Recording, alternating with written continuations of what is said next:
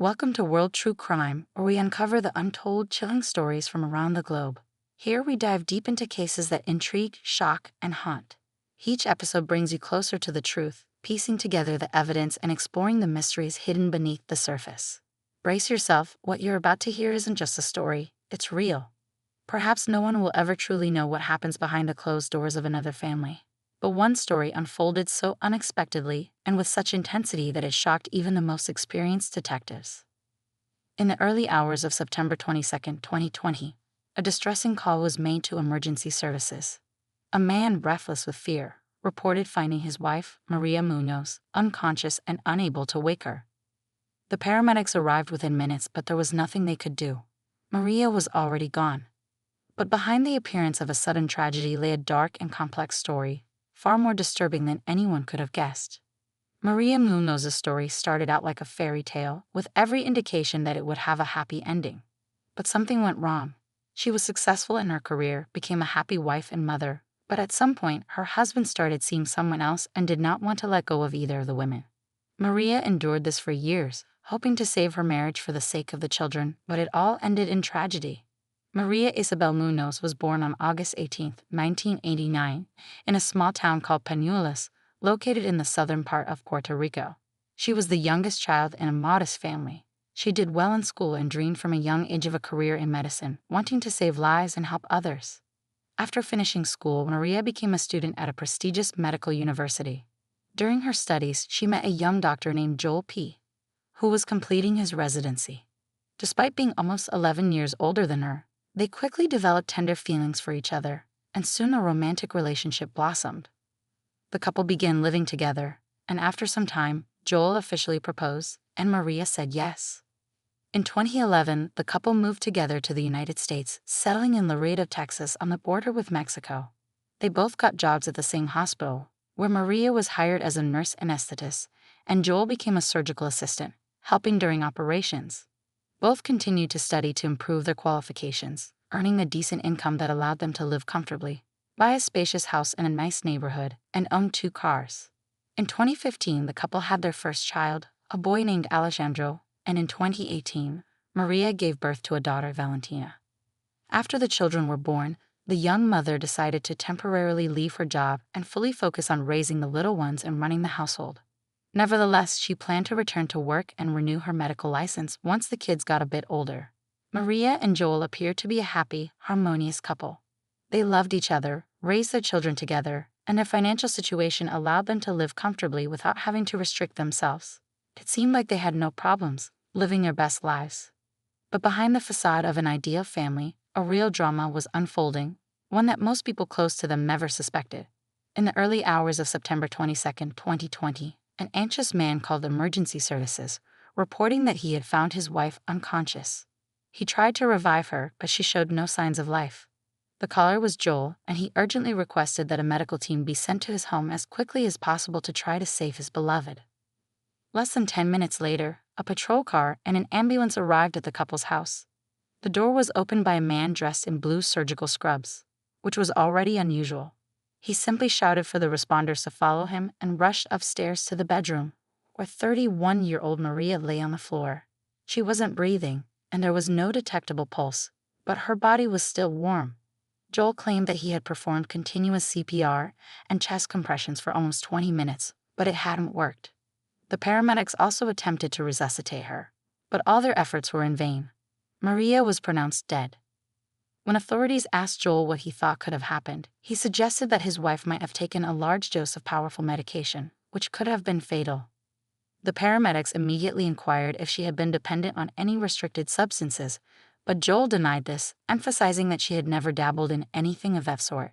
However, he admitted that Maria had recently been struggling with severe depression and anxiety, and a doctor had prescribed her medication for it.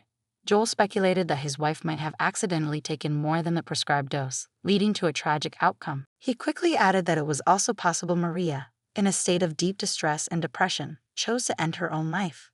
He mentioned that she had brought up this topic in a conversation just the day before, but at the time, he hadn't taken her words seriously.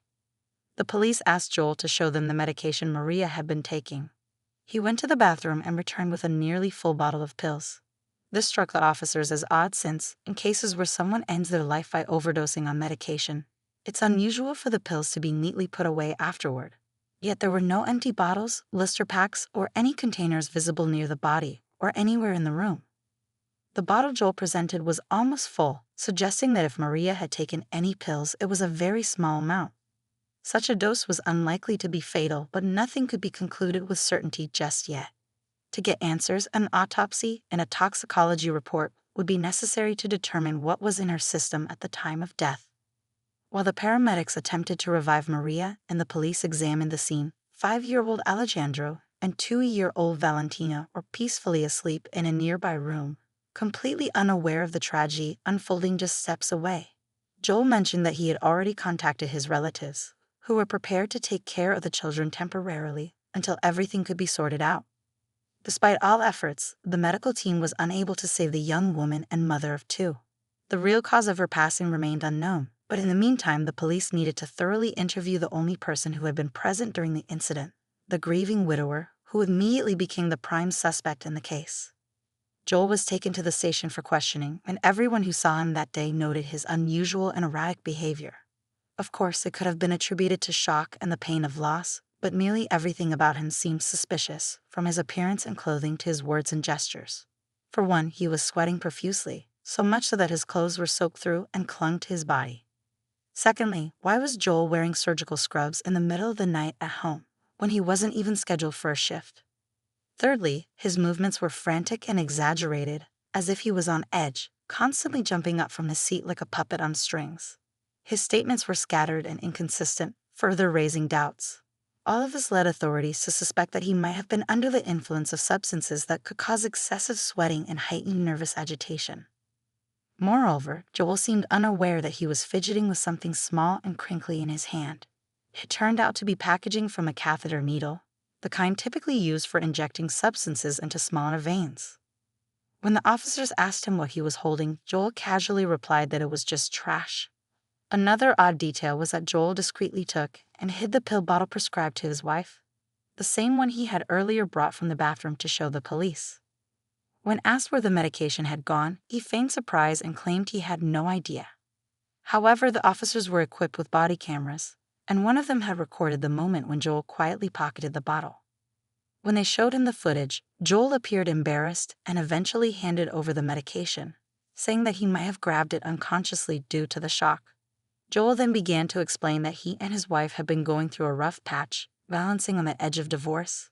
He admitted that they hadn't been living together for several months, but hardly anyone among their relatives, friends, or colleagues knew about it. According to him, the situation had developed due to Maria's mental health struggles and oppressive state. He claimed that he frequently visited the house to stay connected with the children, whom he missed dearly, and that he was also trying to reconcile with Maria to save their marriage. The widower stated that on the evening before the tragic incident, he had come to see his family, spent time with the kids, and after they went to bed, he and Maria had a long conversation. According to him, they cleared the air, reconciled, and later were intimate. He claimed that afterward, he went to take a shower, and when he returned to the bedroom, he found Maria unconscious. At first, he thought she had fallen asleep, but when he realized she wasn't responding and had stopped breathing, he immediately called emergency services and began trying to revive her. He could not explain why he had been wearing surgical scrubs at home at night. The autopsy revealed no clear answers. There were no visible signs of injury or struggle on Maria's body. She had passed away shortly before the medics arrived, as her body was still warm. But the entire situation and circumstances felt very peculiar. Initially, there were 3 possible explanations: a voluntary act, a tragic accident, or a deliberate crime, which could not yet be ruled out. Joel had insisted that on that fateful night, he and his wife had been intimate about half an hour before the incident, but experts found no evidence on Maria's body to support this. So it seemed Joel had lied. But why? Perhaps he wanted to create the impression that they had reconciled and were planning to get back together, even though that might not have been the case. The autopsy showed that Maria's stomach was empty, but if Joel's account was to be believed, she had taken medication while he was in the shower, which, according to him, lasted no more than 10 minutes. Afterward, he tried to resuscitate her and called emergency services, but Maria was already gone. However, no medication could dissolve that quickly or act instantaneously to cause the death of a young, healthy woman. Despite this, experts confidently stated that the cause of death was poisoning from an unknown substance, which led to severe intoxication, respiratory failure, and paralysis of the heart muscle. The medical examiner noticed a small puncture mark on the inside of Maria's arm near the elbow, resembling a precise injection from a very fine needle. However, the puncture was on her right arm, in a spot that would have been almost impossible for Maria to inject herself. This made it necessary to conduct a detailed toxicology analysis to determine what exactly caused the young mother's death. But this would take time. When the police informed Joel that they needed to conduct a search of the house and asked for his consent, he became visibly anxious. He said that his wife was a very modest and private person, and she would not have liked anyone going through her belongings, adding that there was no need for it if she had simply decided to end her life. However, the authorities disagreed, pointing out that the exact cause of death had not yet been determined and therefore, all possibilities were being considered, including foul play. Additionally, they mentioned that a search warrant would be obtained soon anyway, so Joel could make things easier and faster by just giving his permission. Left with no other option, Joel reluctantly agreed, although he clearly tensed up. It seemed he had intended to return home after the questioning to tidy up and possibly hide any evidence, as he had already tried to do with the pill bottle. Notably, the decision was made not to let him leave until all circumstances were fully investigated. The peculiarities began almost immediately when the scene was inspected. Joel had claimed that everything happened while he was in the shower, but the shower stall was completely dry. There were no puddles, no steam, and no droplets on the walls. Moreover, there was no wet towel anywhere that Joel could have used to dry off. In addition, the medicine cabinet was located in the same room where Joel had supposedly been showering. This meant that Maria would have had to quietly take the medication, consume a fatal dose, and then return the bottle back to the shelf without Joel noticing, all while he was just a few feet away. This scenario seemed improbable, but according to Joel, that's exactly how it happened. In the bedroom, tucked behind the leg of the bed, a police officer found a small intravenous butterfly catheter, the kind used to administer medication into peripheral veins. It appeared to have been tossed there as if someone hoped it wouldn't be discovered. This discovery immediately reminded investigators of the crinkly packaging Joel had been nervously fidgeting with. He must have put it in his pocket and, under stress at the station, started playing with it in his hands. But the most significant find in the house was Maria's personal diary, which she had diligently kept for several years, filling it with her thoughts, emotions, and struggles. This diary became one of the key pieces of evidence in this complicated case. The young woman wrote about her deep fear of losing her husband, her desire to keep their family intact, and her concerns that the unhealthy atmosphere at home could negatively impact Alejandro and Valentina. She adored her children, who were the center of her world, and expressed doubts about whether she could ever forgive Joel for the way he had treated her. The more closely investigators examined the pages of the diary, the more it became clear that Joel was at the heart of Maria's anxiety and depression. It turned out that Joel had started seeing another woman a couple of years ago, and he wasn't just hiding it from Maria. He was practically living a double life, unwilling to give up either his wife or his lover. This situation caused Maria unbearable emotional pain. She wanted to keep the family together, so she didn't push Joel away, hoping he would come to his senses and return to her and the kids. At one point, she realized she couldn't handle the situation on her own and sought help from a specialist who prescribed antidepressants. However, Maria hardly took them, fearing side effects and the risk of dependency. Maria wrote about her plans to end her maternity leave. She was preparing intensely to pass the necessary exams to renew her medical license and return to work as a nurse anesthetist. But would a woman who was actively planning her future suddenly choose to end her own life? In the last month, however, the tone of her diary entries noticeably shifted. Maria no longer wrote about how much she was suffering or her wish to win back her husband. Instead, she expressed that it was time to let go of the past and move forward for the sake of her children and herself. She reflected on her readiness to give Joel a divorce to let him go, but she still wanted to maintain a warm relationship with him. Next door to the house where the tragedy occurred lived a woman named Adriana, who was close friends with Maria. When she heard the sound of emergency sirens late that night, she immediately felt something was wrong. The following morning, she saw several police cars outside and approached to ask what had happened. The news of her friend's sudden passing left her in shock, and she said she wanted to speak with the investigators because she had information to share. Adriana confirmed that Maria and Joel had been living separately for about 5 months, though he frequently visited to see his wife and kids. According to her, the family had once seemed happy, but around 2 years ago, things started to change dramatically for the 40-year-old Joel. He first lost a significant amount of weight and began hitting the gym regularly. Soon after, he bulked up quickly, suggesting to Adriana that he might have been using some enhancements. He also became more attentive to his appearance, changing his hairstyle and overhauling his wardrobe. As Joel's physical appearance transformed, so did his personality, but not for the better. Adriana described him as becoming arrogant, self-centered, and aggressive. She suspected he might have been using some kind of banned substances, but Maria avoided discussing this topic whenever it came up. These changes in Joel were evident on his social media accounts. Once a humble man, a devoted family guy, and a loving husband who shared photos of his loved ones, Joel now seemed preoccupied with self-admiration. He frequently posted revealing pictures that highlighted his muscular physique, often accompanied by suggestive captions hinting that he was open to new connections. According to Adriana, the family's problems started when Maria was pregnant with their second child. Joel was often absent, seemed irritated by everything, and openly spoke about wanting more freedom, expressing how the domestic life felt stifling to him. Maria tried to be understanding, hoping that he would change after their baby was born, but soon she found out that Joel was seeing someone else. It didn't take long to uncover the identity of Joel's new love interest. She was a young surgical nurse named Janet Aranda, who worked in the same hospital as Joel and was well acquainted with Maria. In 2018, while Maria was at home caring for their newborn daughter, Joel had taken a vacation to spend with Janet. Maria eventually discovered the affair but still made an effort to salvage their marriage. This led to a love triangle that persisted for 2 years.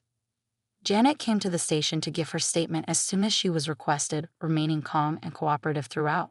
She confirmed that she had been in a relationship with Joel Pelot for a couple of years, and that he had been living with her for the past few months.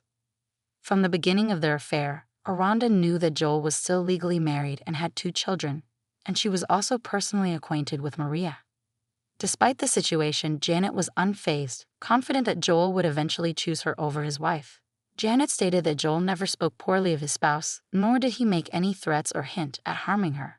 He only complained that Maria was refusing to grant him a divorce. She insisted that she had no direct communication with Maria and harbored no ill feelings towards her. On the night of the tragedy, Janet had a solid alibi. She was on shift at the hospital, which cleared her as a suspect. It took nearly 4 months to receive the comprehensive toxicology report, but the results were quite startling. The analysis revealed a mix of 7 potent substances in high concentrations in Maria's system. Each one, in the quantities found, could have been fatal to an adult, meaning there was no chance for her to survive. The most intriguing detail was that these drugs are typically used during surgical procedures for inducing anesthesia, putting patients in a medically induced coma, and providing pain relief. Joel had direct access to all of these substances at the hospital, was well versed in their effects, and knew exactly what dosage would be lethal. While this pointed to him having acted with intent, it was still circumstantial evidence and not enough on its own to charge him with a serious crime. The main suspect, who had remained free during the investigation, was arrested on the same day at Janet's home. Joel did not resist and appeared remarkably calm, but immediately requested a lawyer, as he was now officially facing charges related to premeditated criminal activity. With the new evidence, law enforcement decided to interview Janet once more, believing she knew more than she had initially let on. However, at first, she refused to speak or answer any further questions until she was offered a deal. In exchange for her full cooperation and a truthful account of everything she had previously withheld, she would be granted complete immunity from criminal charges and legal prosecution in this case. If she declined and a crime was proven, she could be implicated as an accomplice. Janet accepted the deal and revealed that Joel had been using certain substances, which he would steal from work. He often brought these drugs to her place and injected himself, slipping into a state of euphoria afterward. The substances had effects similar to prohibited drugs, and she managed to list 5 of them that she could recall. Interestingly, all of these were found in the deadly cocktail present in Maria's system. Janet's testimony, combined with the toxicology results, was enough to move the case to trial. During her interview, Janet disclosed that on September 21, 2020, as Joel was preparing to visit his wife, he made a peculiar comment that Maria's future would depend on their conversation that evening. Joel had no interest in a divorce. He liked maintaining 2 households where he was welcomed by 2 women, both afraid to lose him. Additionally, a divorce would mean splitting assets with Maria and paying significant child support. Investigators theorized that Joel and Maria talked, but she remained firm in her decision to end their marriage and co-parent peacefully. But Joel didn't like this, so he administered the injection when she fell asleep or lost consciousness due to the drugs. The trial lasted 3 months, and the prosecution presented a compelling case. Joel Pallo was found guilty of premeditated criminal actions resulting in the death of Maria Pallo and was sentenced to life in prison. This story reminds us that sometimes people who appear strong and supportive on the outside may carry unimaginable burdens within. It also shows how secrets can corrode the foundation of a family, causing irreversible damage. Thank you for joining us on World True Crime. Remember, behind every case is a life, a family, and a search for justice. If this episode kept you captivated, make sure to subscribe so you don't miss what's next. Until then, stay aware, stay curious, and keep questioning everything.